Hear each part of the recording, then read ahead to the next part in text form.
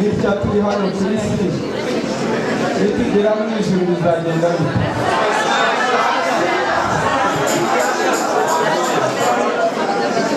Mu ijuru rero ni ukuzatwigisha umuriro uturuka ku Mana, tugatwigisha Roho Mutagatifu. Basaserdoti mwaje kudushyigikira muri ibi birori bya yubile imyaka 25 ya korali Dando Grasso Seigneur.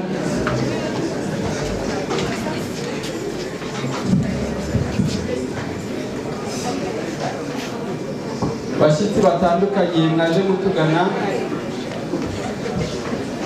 turashimira Imana yo yemeye ko ibi birori biba, tukanayishimira ko natwe yemeye ko tuba turi aha ngaha kugira ngo twishimire ibyiza twagezeho, ariko nanone tuyisaba ngo dukomereze impano yaduhaye harimo no kuririmba.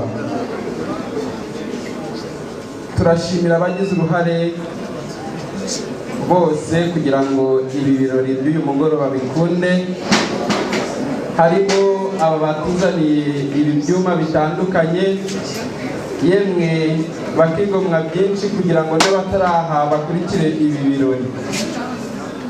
Turabashimiye Top 5 side n'ubutaha nzagaruke.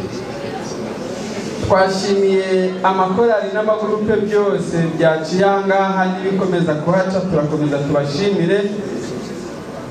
Ariko nanone duhereye ku mazina bagiye bitwa, buriya buri zina ririmo ubutumwa bw'ingenzi.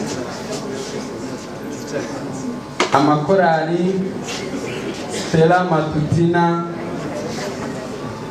murabizi igihe Yezu amaze kuvuka hari inyenyeri yahagobotse muri icyo gitondo kare kare, ab'inkwakuzi baba bayibonye ibajya imbere, baragenda bayiri inyuma bajya kuramya Umukiza wari watuvukiye. Duhereye kuri iryo zina rero, namwe nkababwira nti uwo Mukiza watuvukiye ni ngombwa kumushimira, tukaza kumuramya kandi tukamukomera, kuko n'ubutumwa bwo muri korali Stella Matutina. None se hari indi nkuru nziza uwo watuvukiye yaratuzaniye uretse iy'umukiro? Ntayo rwose. Ijwi ryose rero rivuga ibyo byiza Nyagasani yatuzaniye ryaba ari ijwi ry'umukiro. Iyo ni korali La Voix du Salut. Hari na korali yaje iturutse mu mujyi idusanga mu mujyi wacu wa Byangabo. Abo ngabo nabo bishingikirije ikintu gikomeye cyane. Buriya rero amizero yose dufite no kuba turi abakirisitu tubikesha Nyagasani Yezu wapfuye akazuka. Iyo atazuka ntabwo tuba turi aha ngaha dusingiza Imana, kuko ukuzuka kwa Nyagasani byerekanye gutsindwa k'urupfu. None se ikindi twakwiratana kitari umusaraba wa Nyagasani Yezu ni iki? Ntacyo. Iyo ni korali Ishema Ryacu. Umusaraba wa Nyagasani Yezu Kristo rero niwe ukwiye kuba ishema ryacu, kuko ari wo twaronkeyeho umukiro. Noneho hari n'abaje baturutse hano hafi yacu muri Ines Ruhengeri. Abangaba bo rero hari abakirisitu b'inkwakuzi ba mbere babayeho, noneho bashakashaka kumenya Nyagasani, ariko igihe bamumenye bumva ko nta wundi bakomera uretse we wenyine. Muri abo ngabo bamumenye bakanamumenya rwose bakanamukunda cyane harimo uwitwaga Agusitini. Uwo nguwo rero hari akaririmbo kavuga ngo, ariko ntabwo ndakaririmba, hari aho bagira bakavuga ngo umutima wanjye ntuzatuza bibaho utaratura muri wowe. Ntabwo ari wowe ndi kuvuga, ni Nyagasani.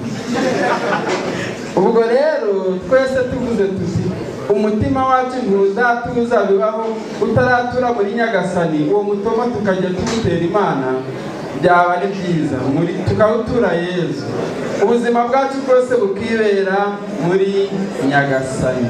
Ibyo dukora byose tukabikora mu izina rya Nyagasani, byaba ari ibintu byiza. Hanyuma rero turashimira aba bantu bose babaye muri korali yacu yadusurukije none bo muri diaspora, n'abandi bose muzagenda mwiyongeramo, mwese muzajye muza mudutere ingabo mu bitugu kugira ngo umuryango turimo ukomeze waguke kandi ukomeye. Ugira se ngo mwebwe mukicaye ahangaha nabuze uko mbashimira, kuko n'ubushize twari kumwe rwose wa muntu uvuga ngo amashyi ari hehe?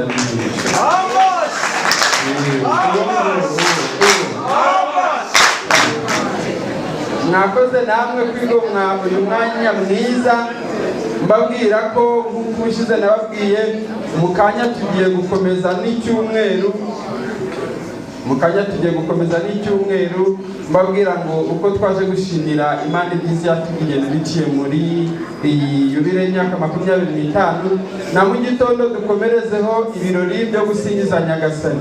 Hari abayishimiye uyu munsi basenga kuri uyu munsi, ariko n'ejo hari n'abandi bazayishimira ibyiza igenda ibakorera. Ibyo dukora byose rero tuzajya twubakira kuri Nyagasani, dushingire kuri Nyagasani, kugira ngo ubumenyi dukura aha ngaha buzatugirire akamaro. Turi abantu bafite ubumuntu, bamwe b'abakirisitu, abagabo, abagore bakomeye kandi bafite indangagaciro nk'uko padiri yabivuze za gikirisitu, indangagaciro za nyazo. Umuntu uvuye aha ngaha aba ari umuntu unogeye Imana, unogeye n'abantu, unogeye u Rwanda, unogeye Imana. Ibyo nitubigeraho tuzaba turi abantu beza, kandi n'ijuru tuzarigeraho, tubane n'abamarayika n'abatagatifu bose nk'uko tuzabyizihiza ejo. Natwe tuzabarirwe mu mwanya abandi batagatifu barimo. Nyagasani Yezu rero akomeze abane namwe kandi adukomereze ibyiza byose duhora tumusaba, kandi azabiduha. Murakoze rero kuntega amatwi, reka dukomeze ikirori, ntabwo twarasoza, reka dukomeze. Sibyo ra?